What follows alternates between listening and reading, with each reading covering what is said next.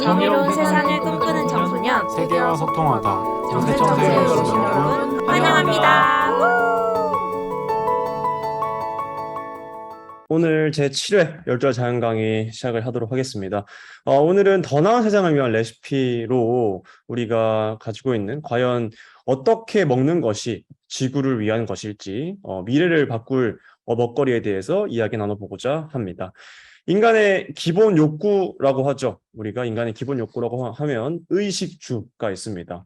내 몸을 보호하기 위해서 옷을 입고 그리고 내 몸을 움직이고 에너지를 만들어내기 위해서 음식을 먹고 그리고 마지막으로 나를 안전한 곳에 있고 쉬게 하기 위해서 안전한 집에 머무는 의식주가 있습니다. 그 중에서도 바로 이 먹는 것에 대한 이야기를 오늘 시작해 보려고 합니다. 이 햄버거, 이 엄청나게 먹음직스러운 햄버거 여러분 보이시나요? 이 거대하고 이 햄버거들이 정말 먼 곳에서부터 옵니다. 그리고 이 햄버거가 만들어지기까지 정말 많은 에너지들이 필요한데요. 여러분도 햄버거를 좋아하시나요?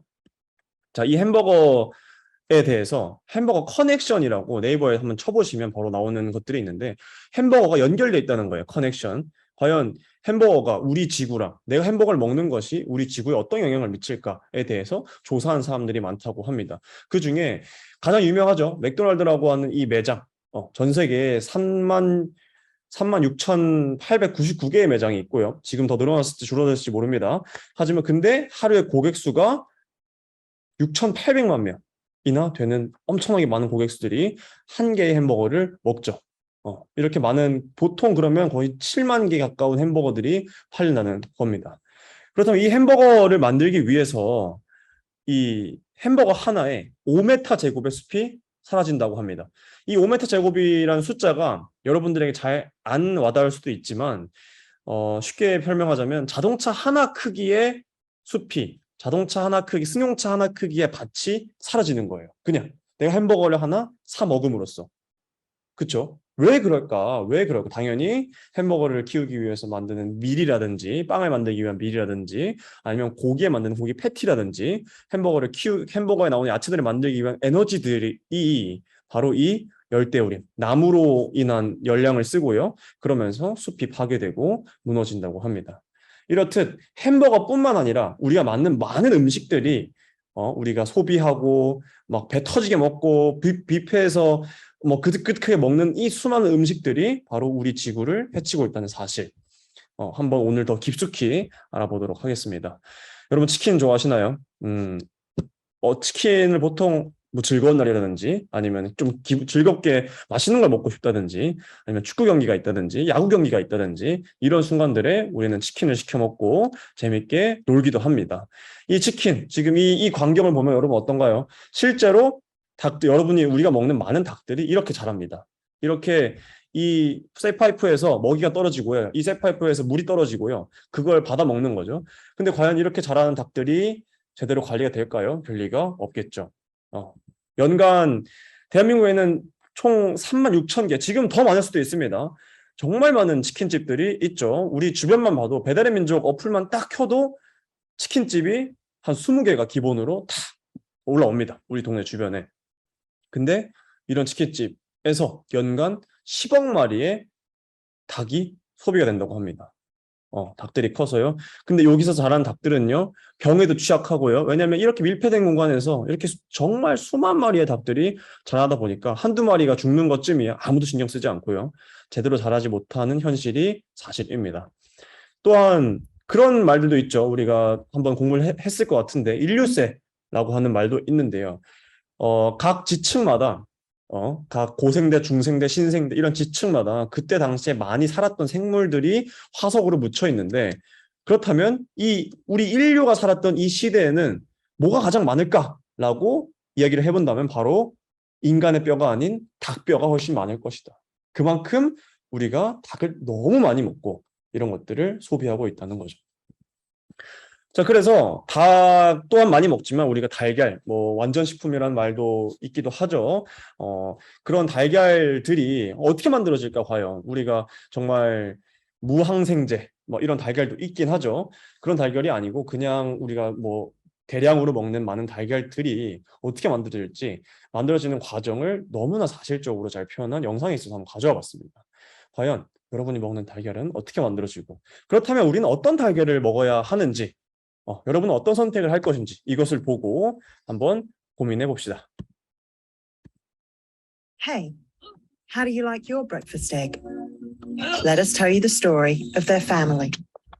It starts with a little chick who fights their way to life through the shell, but never sees their mother as they're born in an incubator. If the chick is a girl, then first her beak is cut with a hot knife. She'll spend most of her life in a cage without ever seeing the sun. The cage is so tight that the little chick can hardly move her wings or turn around. Many of her fellow cage mates are injured, but there isn't any regular medical treatment. And as nobody cleans the cages, the hygiene conditions are horrific. Many chickens get sick and die. Often the dead animals are not removed, but rot in front of the eyes of the little chicken. After 1 year of egg production, her life ends in the slaughterhouse. And what happens with male chicks? The guys are hand-sorted and then penned up in a small box and gassed or thrown alive in a shredder because they're not of any use to the meat and egg industry.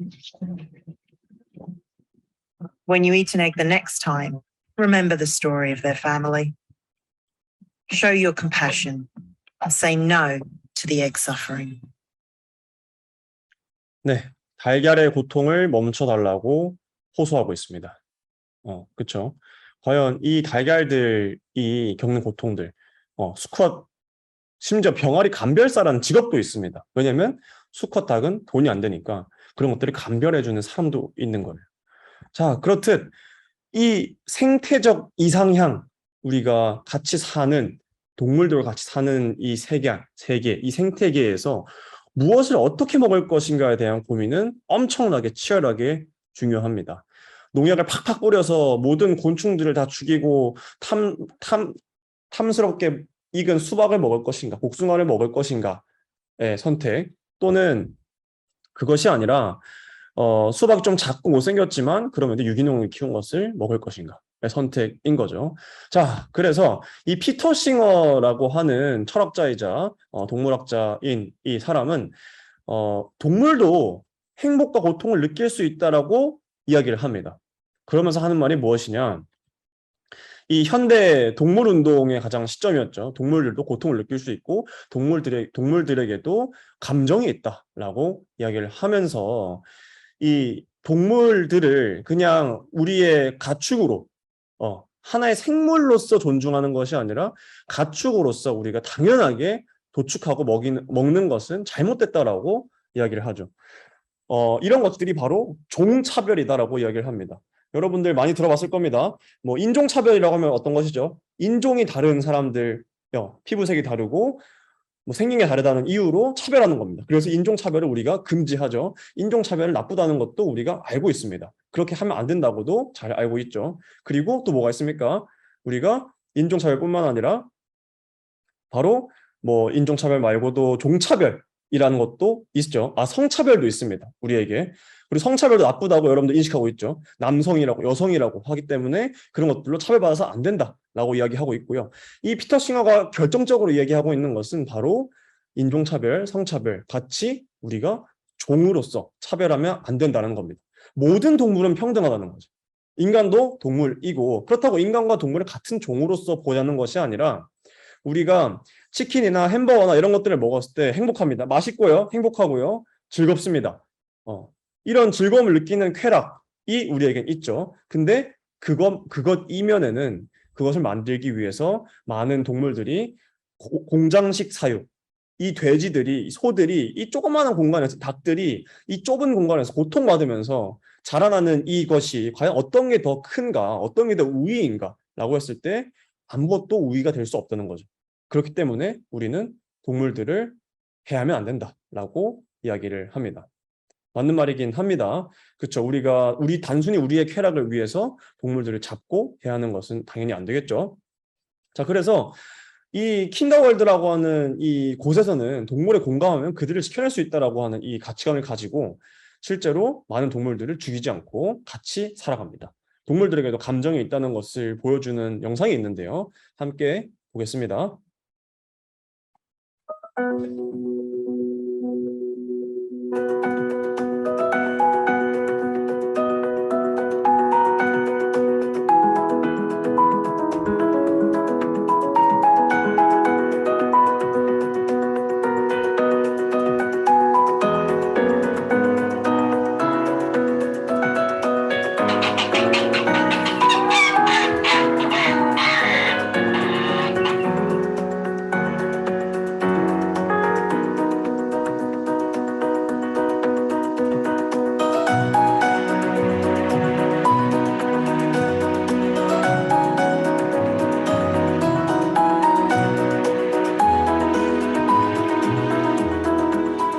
Good boy.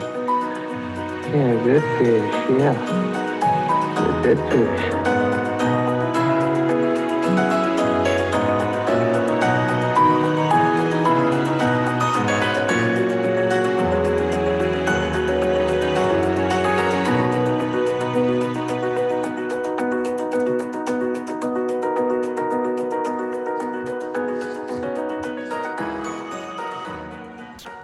자, 영상에서 봤죠, 여러분? 심지어 물고기조차 개도 있었고요. 뭐 여러분 개는 반려견을 많이 키우니까 그럴 수 있다고 하지만 거위도 있었고요, 닭도 있었고요, 돼지도 있었고요. 심지어 물고기조차, 칠면조차 모두 감정을 느끼기도 합니다. 뭐 이런 사례들이 많지는 않지만 그럼에도 감정을 느끼고 주인을 알아보고 반가움을 표시한다는 거죠. 자, 그렇기 때문에 우리가 과연 나는 그렇다면 그렇다고 안 먹을 수는 없잖아요. 어떻게 먹을 것인가, 어떤 것을 먹을 것인가에 대한 고민도 항상 필요합니다. 자, 그래서 그렇다면 이 모든 것들, 우리가 먹고 마시고 특히나 동물들이 먹는 많은 것들을 이 결국에는 하나의 씨앗에서 나옵니다. 씨앗. 하나의 씨앗에서 나온 열매가 그 열매로 인해서 동물들도 먹고 살고요. 우리도 그것들을 통해서 배를 부르고 먹고 살 수 있습니다. 그래서 이 반다나 시바라고 하는 인도의 한 생물학자이자 철학자로 볼 수 있겠죠. 이분은 평화를 소망한 과학자이자 땅의 수호자로서 지금 많은 책도 우리나라에 많이 이제 번역되어 있습니다. 씨앗을 지키고자 노력했습니다. 씨앗이 있어야 우리가 살아요라고 하면서 이 토종 씨앗을 지키기 위한 운동을 엄청 많이 했는데요. 이 세계 식탁을 차리는 이는 누구인가라고 하는 이 책에서 보면 정말 핵심적인 문장을 말해주고 있습니다. 자, 단 30종의 작물이 인류 식단의 90%의 칼로리를 채우고 있다. 그 중에서도 단 3종의 작물, 쌀, 밀, 옥수수가 이 칼로리 섭취의 절반 이상을 담당하고 있어요.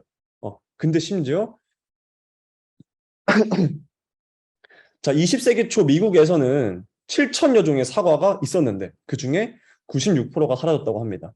실제로 여러분 바나나에 대한 진실도 많이 들어봤죠? 바나나가 원래는 씨앗이 엄청 많았는데 씨앗이 많으면 바나나 먹기가 너무 힘드니까 사람들 입맛에 맞춰서 바나나를 개량을 했고요. 근데 그 바나나만 키우다 보니까 바나나가 경쟁력이 없어진 거예요. 바나나가 이 전염병에 극복을 하지 못하는 거예요. 너무 취약하니까. 한 종만 있다 보니까. 그래서 바나나가 병에 걸리면 전부 다 폐사해버리는 거죠. 이런 위기 상황에 봉착을 했고요. 그래서 이런 생물 다양성을 급속하게 붕괴시키는 농지를 식량 생산의 금을 붕괴시키고 그런 식량을 생산을 잘못하고 하고 하는 것들, 공장식으로 만들어내고 이런 푸드 시스템이 바로 우리의 식탁, 우리의 씨앗들을 위협하고 있다라고 이야기를 합니다. 자, 그래서 이런 것들을 보호할 힘이 필요한 거예요. 심지어 이 반다나 시바 선생님이 싸우고 있는 어떤 거대 기업이 있습니다. 그 기업에서는 맨 처음에 이제 인도라든지 우리나라도 마찬가지입니다. 미국이라든지 이런 사람들한테 가서 엄청 슈퍼 씨앗을 준다고 합니다. 우리 씨앗은요, 우리 밀 씨앗은요, 우리 밀은요, 이 모종을 심으면 병충해 농약 안 쳐도 되고요, 병충해에 완벽하게 적응을 했습니다 라고 말하면서 홍보를 해요. 그러면서 그리고 생산량은 원래 밀의 5배 이상을 생산할 수 있어요. 그러면 당연히 농부 입장에서는 와, 너무 좋아요. 이 콩은 정말 농약 안 쳐도 되나요? 그러면 콩을 원래 옛날에는 하나를 심으면 콩을 10개를 수확할 수 있었는데 지금은 하나만 심어도 30개를 수확할 수 있으니까 야, 이만큼 돈을 잘 벌 수 있는 게 없다라고 생각을 하면서 그 씨앗들을 다 삽니다. 다만 조건이 있습니다. 뭐냐? 지금 쓰고 있는 씨앗을 다 반납해야 됩니다. 그렇다면 내가 쓰고 있던 토종 씨앗을 반납을 했어요. 그리고 새로운 씨앗을 심었네요. 심어서 그 씨앗에서 열매가 맺혔어요. 열매가 맺혀서 열심히 팔고 돈도 많이 벌었습니다. 근데 이 씨앗이 땅에 심었는데 자라나질 않는 거예요. 바로 우리가 얘기하는 무정자. 씨앗에 다음 자손을 번식할 수 있는 능력이 없는 거예요. 그러다 보니까 어떻게 돼요? 토종 종자는 사라지고 새로운 우세한, 다만 그러면 결국에는 내년에 또다시 콩 농사를 짓고 내년에 또다시 밀농사를 지으려면 다시 그 대기업에서 씨앗을 사다가 또 심어야 되는 거예요. 그러면 또 겨울이 되면 그 씨앗은 그 식물을 그냥 죽어버리고 이게 반복이 되는 겁니다. 지속 가능하지 못하는 것이에요. 이런 것들이 이 지속 가능성과 건강을 보장하지 않는다면 과연 우리 세계의 안전도 보장할 수 없다. 라고 이야기를 하죠. 그래서 바로 이 씨앗을 지키는 운동, 토종 씨앗을 지키는 운동인 나브다냐 운동을 실시를 합니다. 정의로운 사회, 씨앗, 땅, 생명 다양성을 지키는 것이 뭐라고요? 정의로운 사회, 정의로운 지구를 만드는 것이라고 외치죠. 이 평화를 가능하게 할 지구민주주의, 다양성이 보존되어야 되고 이런 수평적, 유기적으로 이어지는 공동체가 필요하다고 이야기를 합니다. 그래서 이 바나나 시바 선생님께서 하시는 메시지가 또 있습니다. 함께 보겠습니다.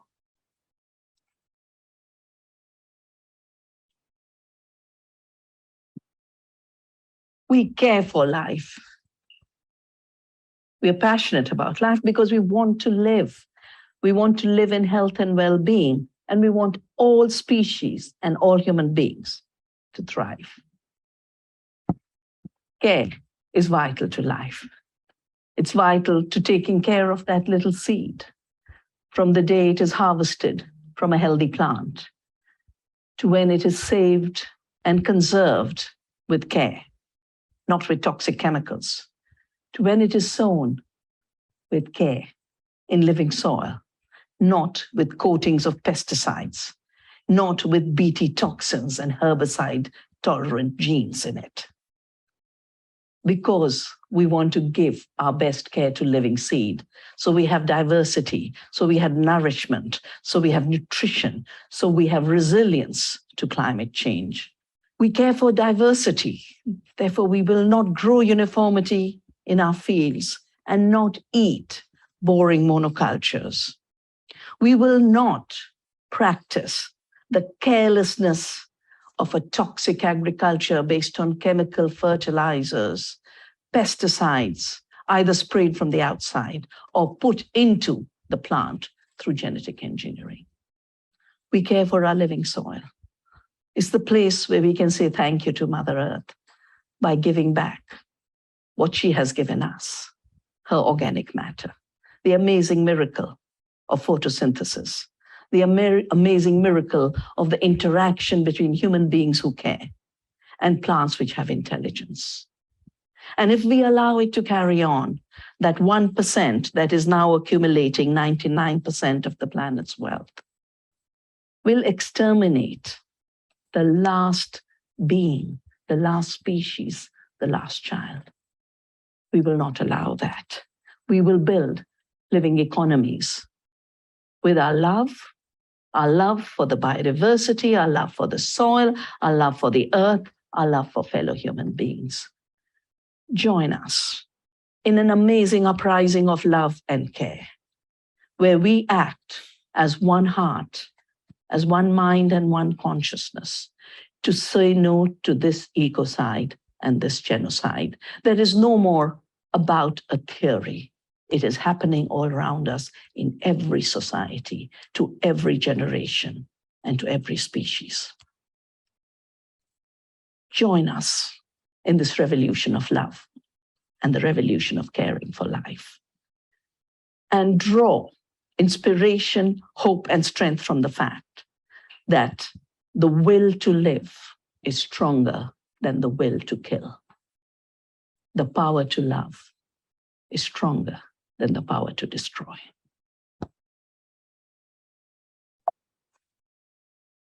네, 이 탐욕으로 움직이는 자기 중심적인 세상이 아니라 뭐라고요?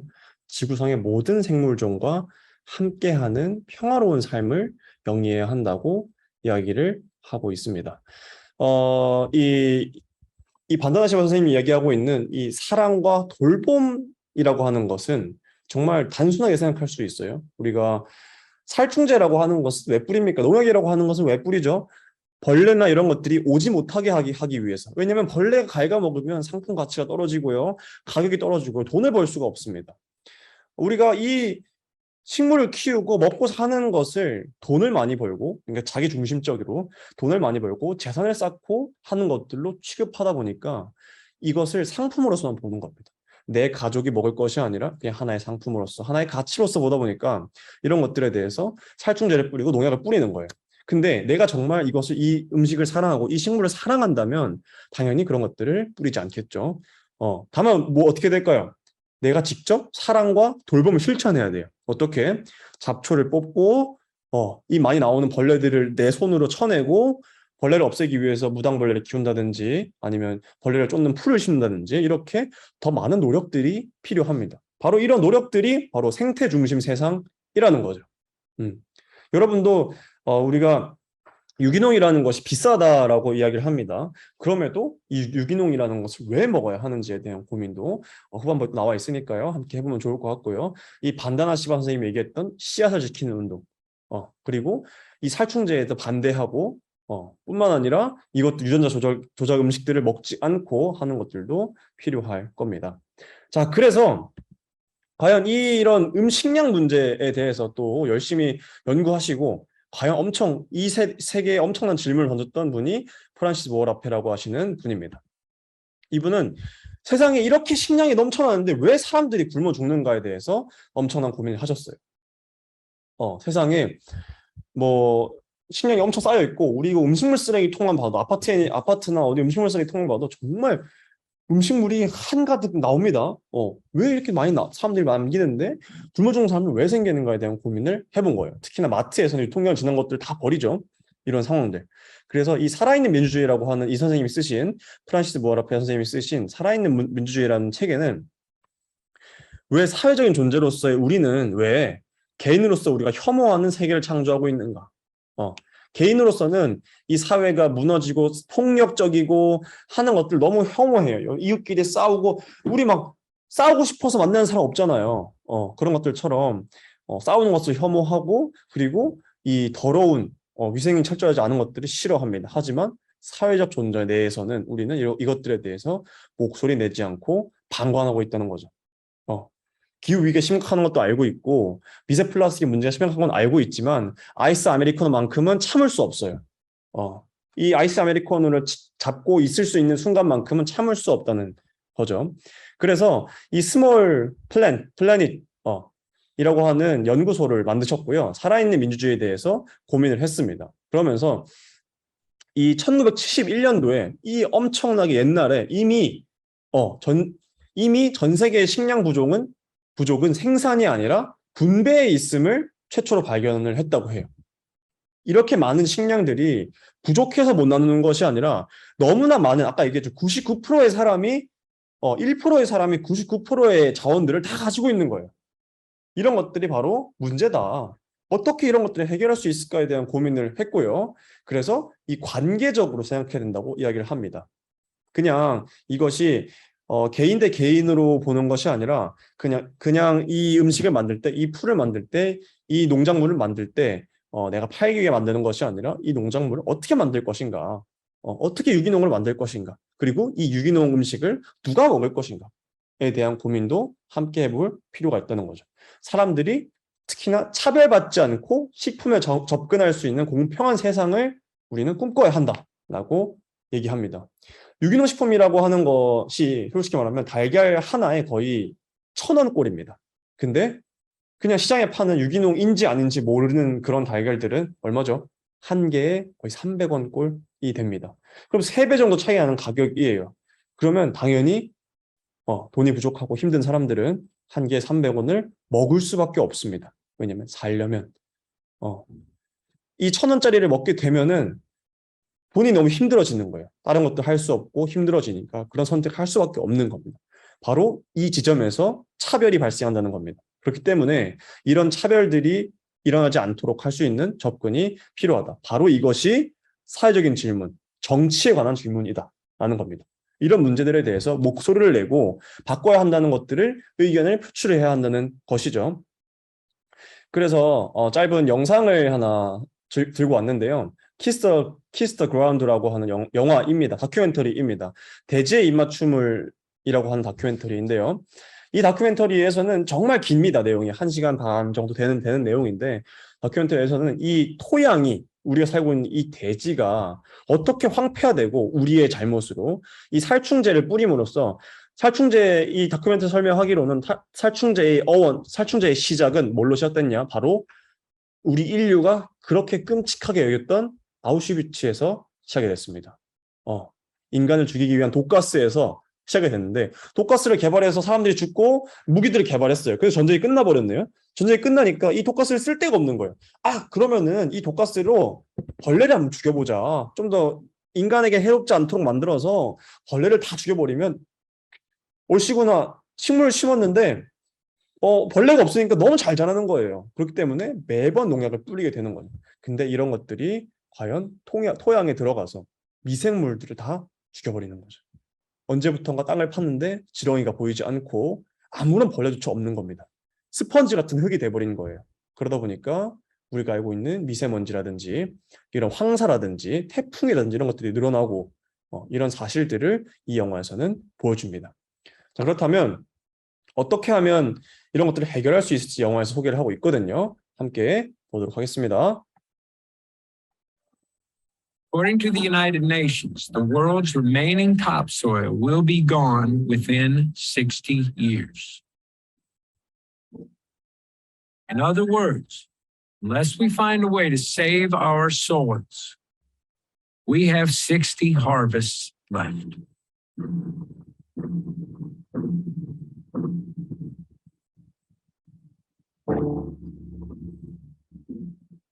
The global scale of the problems we face may seem insurmountable.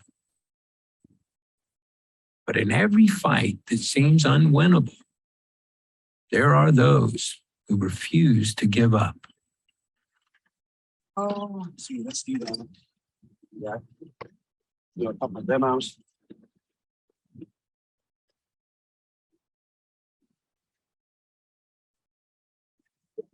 We're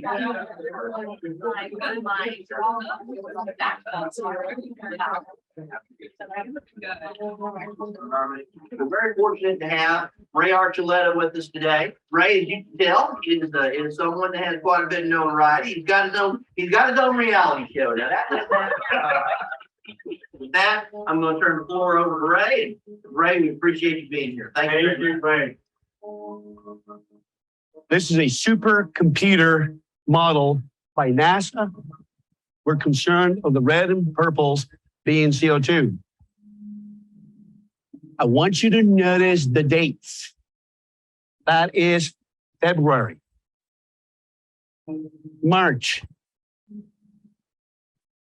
Now, what are we doing? March, April. What do we do in modern agriculture in April? We are tilling.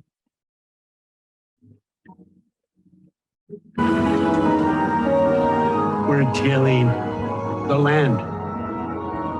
And look at the huge plumes of CO2. Look at the dates. May.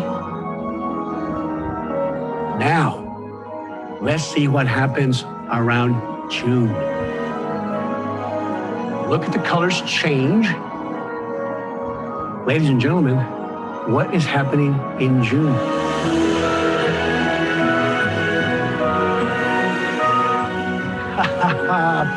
You see how powerful the living plants are?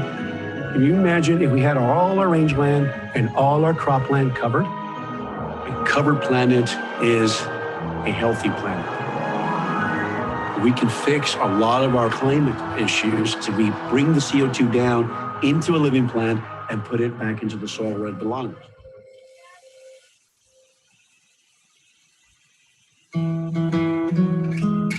human beings emerged in paradise. If we restore all the degraded land on the earth, we can return to paradise. If we start now to build a restoration economy, a regeneration economy, this is the way forward to see a stream return and flow, to bring back fertile soils, to see biodiversity return to a place that was completely devastated. This is where everyone can find tremendous satisfaction. When I look into your eyes, it's like watching the night sky, or a beautiful sunrise. Well, there's so much they hold.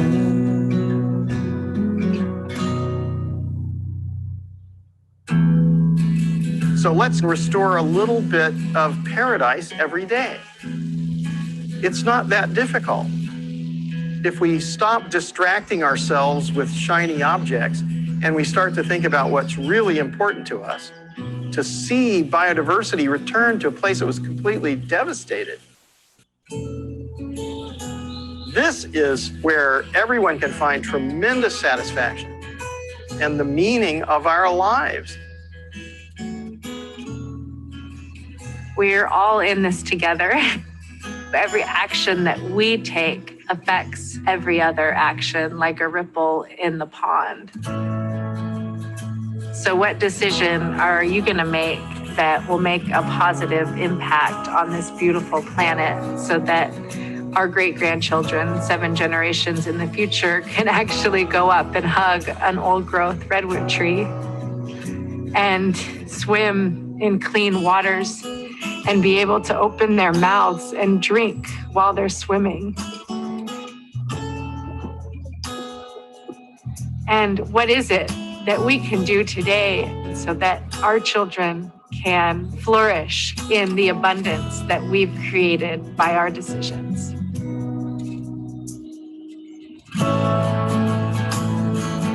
I will drive 100 miles, 1,000 miles if we have to save one farm, to open one heart and one mind. It's that one mind that you change. You don't know it'll affect another mind, another heart. That's what happened to us. It changed our hearts and it changed our lives. You know, it's not about religion, it's not about politics, it's about love. And if you love something or you love somebody, you want to understand them and you want to take care of them and protect them and keep them safe. And that's what we're all here to do. Even the little mycorrhizal fungi and the worms and the bacteria. And if we take care of them, they'll take care of us. From the smallest microbes to the largest creatures, our blue planet pulses with life. For millions of years, it has self-healed and self-balanced. But today, our species faces its biggest test. Our mission is simple. We must harness the regenerative power of Earth itself. I'll make you a deal. I won't give up, and neither should you. Even the stars, they burn. Some even fall to the earth. We got in line to learn. God knows we're worth it. No, I won't give up. I don't want to be someone who walks away so easily. I'm here to stay and make the difference that I can make.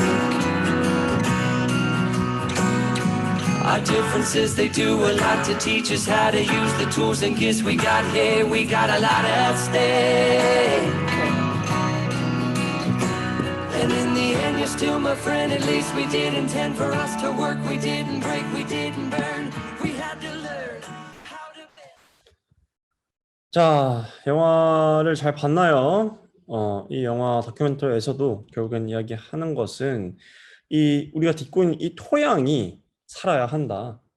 토양이 살아야지만 우리가 이 먹는 것을 선택을 해야지만 많이 먹지 않고 그리고 먹는 것들을 줄여야지만 과연 이런 지구를 지킬 수 있다라고 이야기를 합니다. 자, 그래서 저녁 식탁에서 지구를 생각하다라고 하는 이 책에서는요, 이 제시카 판조라고 하는 사람이 이런 이야기를 합니다. 푸드 시스템은 공평성과 공정성, 사회 정의를 내포한 윤리적인 체계다. 먹을 것을 선택하는 과정은 세계 시민의 단기적, 장기적 공평성에 영향을 주는 결정이다라고 이야기를 합니다. 아까 땅에 대한 얘기 들었죠. 우리가 저녁 식탁에서 이 밥을 먹는 이 행위, 그리고 어떤 메뉴를 먹을 것인지에 대한 것들을 선택하는 모든 것들이 바로 사회 정의를 내포하고 있다는 겁니다. 어떤 것을 먹고 어떤 것들을 소비하고 어떤 반찬을 내가 선택할 것인지에 대한 것들. 자, 그래서 정말 우리의 하루는 밥을 먹는 걸로 시작해서 물을 마시는 걸로 시작해서 식사로 끝납니다. 자, 이 삶을 통틀어서 우리의 인지 능력과 운동 기능, 사회성 발달, 학업 성취, 무슨 생산성 이런 것들을 모두 끌어올릴 수 있게 하는 것이 바로 음식이라는 거죠. 야채, 여러 가지 고기 이런 것들 다양한 음식이라는 겁니다. 자, 그래서 흙이나 물에서부터 식탁까지의 거리가 가까우면 가까울수록 지구에 더 좋은 법이라고 하는 거죠. 저 멀리서 싸다고 미국산 소고기를 먹을 것이 아니라 조금 더 비싸지만 한우를 선택하고 우리가 나물을 먹고자 하고 하는 것들, 주변에 계절에 맞는 음식을 먹고, 계절에 맞는 음식이 아니면은 겨울에 수박을 먹을 수 없죠. 그렇다면 겨울에 그런 것들을 먹기 위해서는 뭐 해야 됩니까? 비닐하우스에 이것들을 키워내야 됩니다. 그럼 비닐하우스만 하면 되나요? 밤엔 추워지잖아요. 밤엔 추워지니까 비닐하우스에 뭘 틉니까? 히터를 틉니다.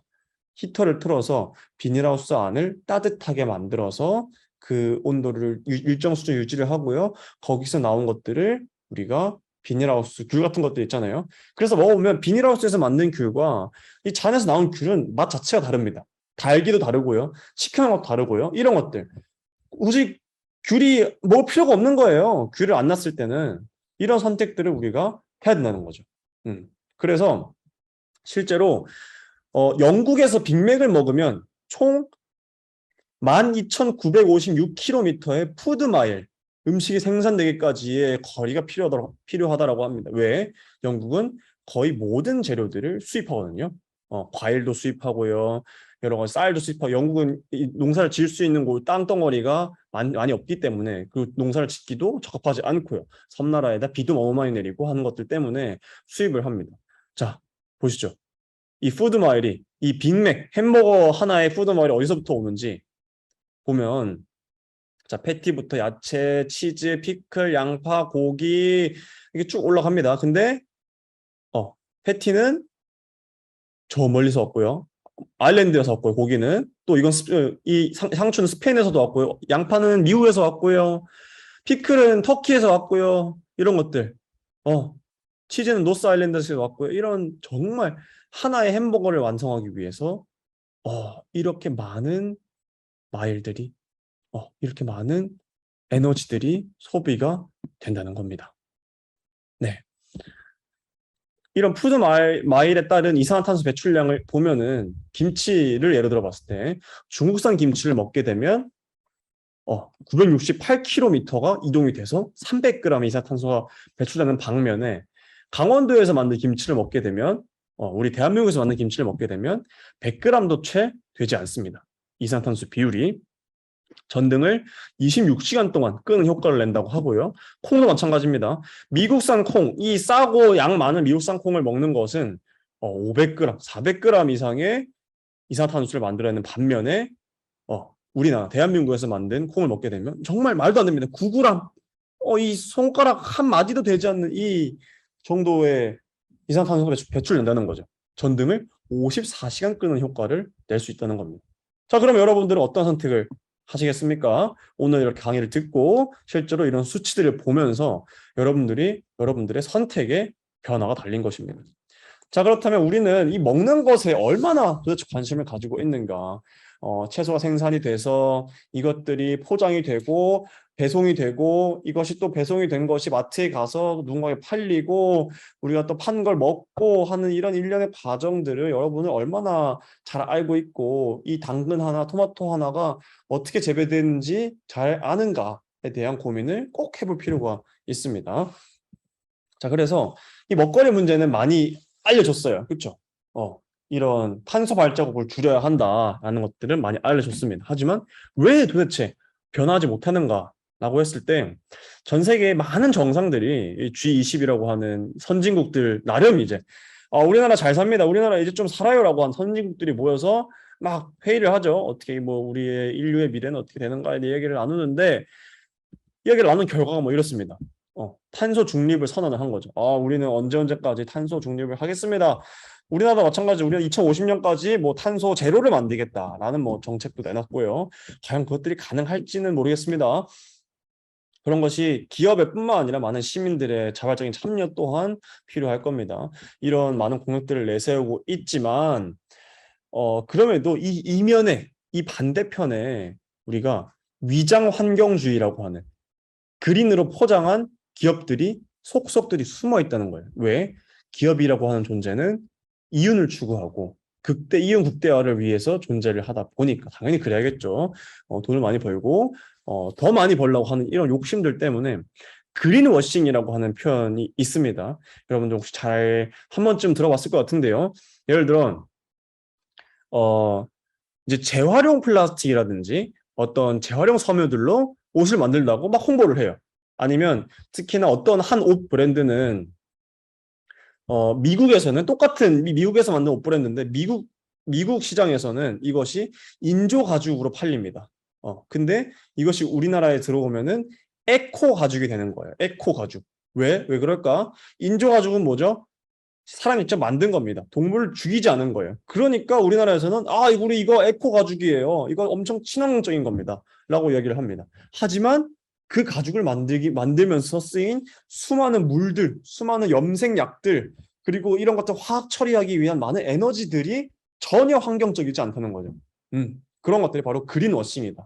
뭐 그런 것도 있죠. 여러분 뭐 본 적 있을 것 같은데 어디 대기업, 옷기업에서 큰 의류 기업에서 우리 신발은 폐그물로 만듭니다. 폐플라스틱으로 만든 신발이에요. 라면서 홍보를 막 합니다. 근데 그것들을 많이 팔면 팔수록 또 어때요? 또 다른 환경오염을 일으키는 거예요. 이런 것들이 바로 그린워싱이라고 또 볼 수 있습니다. 자, 이렇듯 우리가 이런 그린워싱에 대해서도 엄청 경계해야 되고요. 잘 알아야 됩니다. 자세히 알아야 됩니다. 그래서 이런 건강하고 공평하고 지속 가능하고 정의로운 삶이 어떻게 가능한가에 대한 고민이 빠질 수가 없겠죠. 실제로 좀 오래된 다큐멘터리이긴 합니다. 마이클 모어라고 하는 감독이 다음 침공은 어디라고 하는 다큐멘터리를 만들었죠. 이 다큐멘터리는 마이클 모어가 여러 진짜 그러니까 미국이 옛날에 침략 전쟁을 많이 했잖아요. 인디안들도 침략해서 무찌르고 막 여기저기 침략을 했는데 그런 것들처럼 자기가 미국인 감독으로서 다른 나라에 침공해서 좋은 것들을 가져오겠다라고 이야기를 합니다. 그 중에 선생님이 프랑스 편을 들고 왔습니다. 거기에 먹거리와 관련된 이야기가 나와 있거든요. 이 내용과 우리 학교의 급식을 조금 비교해 보면서 어떤 차이들이 있는지 그렇다고 당장에 막 우리나라 급식을 이렇게 바꿔야 돼 라는 건 아니지만 과연 어떻게 우리 급식은 어떻게 또 바뀔 수 있는지 함께 짧은 다큐멘터리를 보겠습니다. Yes, there was all that, but there was something else we could steal from France. As usual, the French offered little resistance. So I entered a small village in rural Normandy and went to one of the finest kitchens in the country to see how they prepare a gourmet meal. By my standards, it was a 3, maybe a 4-star kitchen. It was definitely the best place to eat in town. It was the school cafeteria.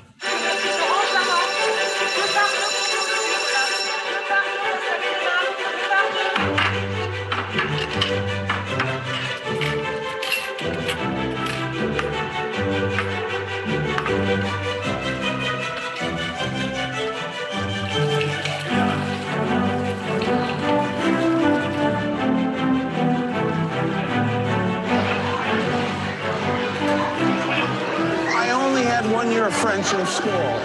Would you like to hear my first lesson in French? Papa, mangeons dans un restaurant ce soir? Oui, papa, dis-nous un deal. Excellente idée, mais demandez à maman d'abord. Ah non, ne parlez pas de restaurant. Pourquoi pas, maman? Voilà le dîner. Nous avons cibleux. The French love their cheese, and they eat a lot of it. Chef Moniac had dozens of types of cheese, right here in the school refrigerator. Et c'est lequel le préféré des enfants? Moi, je dirais le camembert, ils aiment bien. I showed the kids what I used to do at their age when the lunch lady served us what she called Thursday surprise. The American way. Didn't take long to get this going.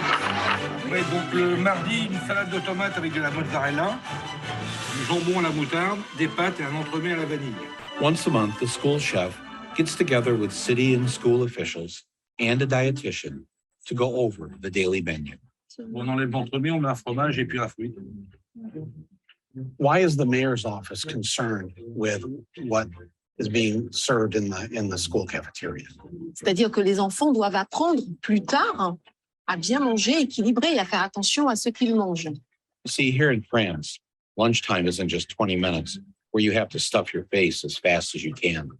They consider lunch a class, a full hour where you learn how to eat in a civilized manner, enjoy healthy food, and serve each other.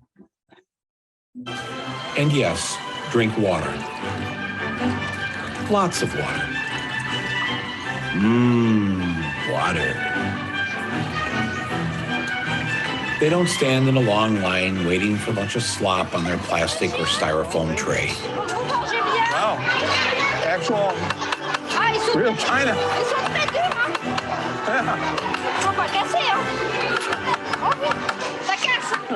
The chefs bring the food to them.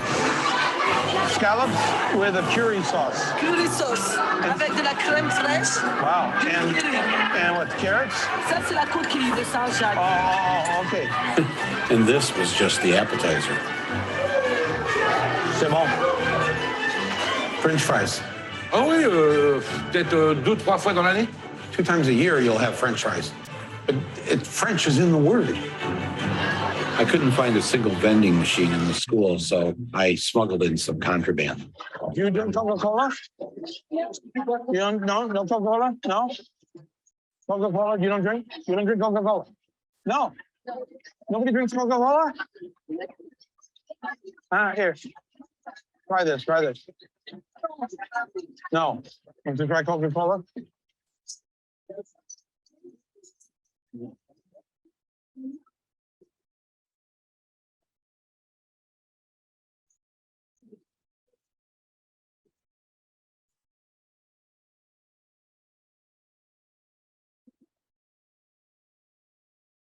What?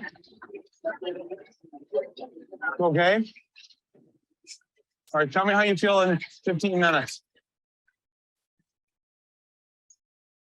How about a sloppy Joe? Jamais. Never. Never.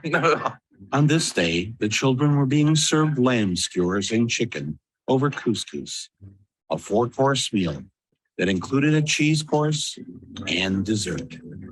Here's something I'd never seen before. When does a kid share his ice cream? Come on, you've had a Whopper.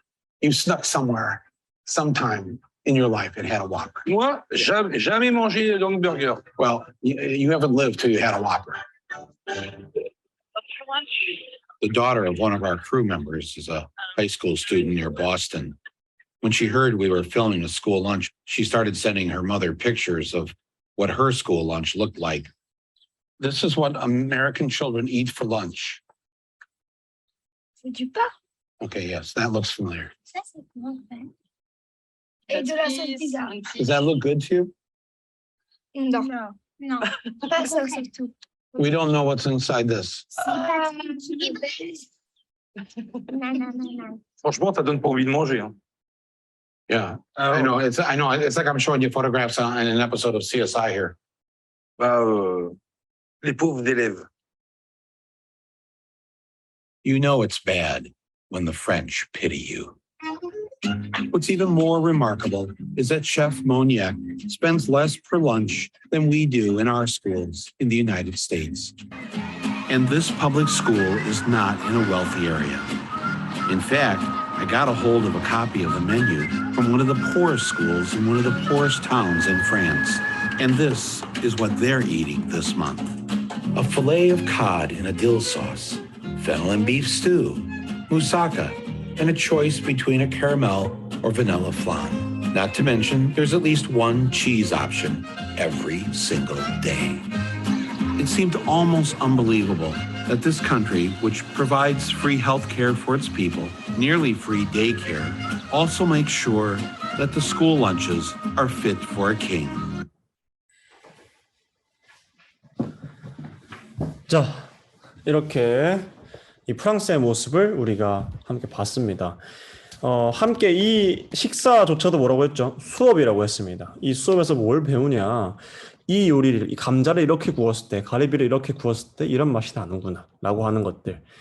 우리가 최소한의 음식은 이렇게 먹는구나라고 하는 것들을 배울 수 있습니다. 그리고 또한 이런 것들을 먹었을 때 우리 몸에 어떻게 영향을 끼치는지까지 생각해보는 급식이라고 할 수 있겠죠. 자, 그래서 오늘 오늘 가장 중요하게 이야기했던 내용들이자 오늘 주제의 책이었던 더 나은 세상을 위한 레시피, 이 책은 영화로도 있습니다. 책으로 나왔지만 영화로도 있고요. 그 영화 예고편이 있습니다. 예고편을 짧게 한번 보려고 하는데요. 비슷한 내용으로 이어집니다. 과연 우리가 이 지구를 위해서는 어떤 음식들을 먹어야 할지 예고편 함께 보겠습니다. We're just destroying nature. Food is the biggest culprit.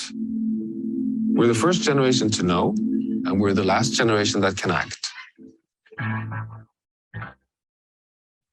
Nous, on est convaincus qu'on doit changer notre alimentation pour respecter notre santé et l'environnement. Avoir une alimentation qui est bonne pour la planète, c'est d'abord se fournir, s'approvisionner avec des produits de saison. La transition écologique, c'est les millions de repas, les milliards de repas du quotidien, dans les maisons, dans les cantines. Et en fait, on a réussi le 100% bio en 4 ans. Pour lutter contre le gaspillage alimentaire, j'essaye au maximum de tout utiliser d'un produit. Là, c'est notre plateforme de compostage. Il vient de la terre, retourne à la terre. Quando eu cheguei aqui, não tinha uma árvore. Hoje, olha quanto tem. Something that everybody can do to help the planet is to certainly eat less meat. Nous, en tant que consommateurs, on a quand même une force, un pouvoir, un devoir même, une responsabilité. Prends soin de notre santé, de nous, de notre cœur et de l'atmosphère, de tous les gens au monde. C'est l'effet de tache d'huile d'olive qui fait que finalement le monde va changer parce que la prise de conscience des individus qui habitent cette planète est plus forte que les pouvoirs politiques. Ce qui m'anime, c'est le fait de pouvoir concrètement montrer que oui, c'est possible.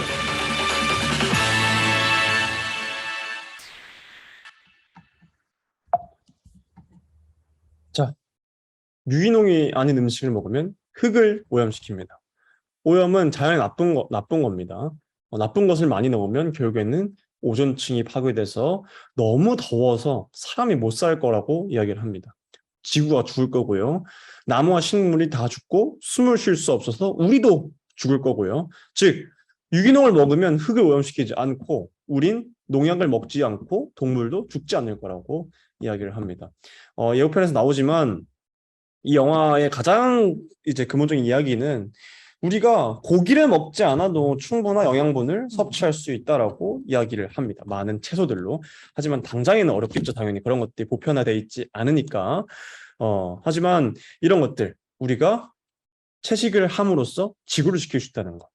그렇다고 매일매일 비건으로 사는 것은 정말 엄청난 결단과 선택이 필요한 건 사실입니다. 고기를 먹지 않고 우유도 먹지 않고 달걀도 먹지 않겠다는 선택은 엄청나게 멋있는 선택이죠. 근데 그렇지 못하고 우리는 아직 그런 것들을 하기가 힘듭니다.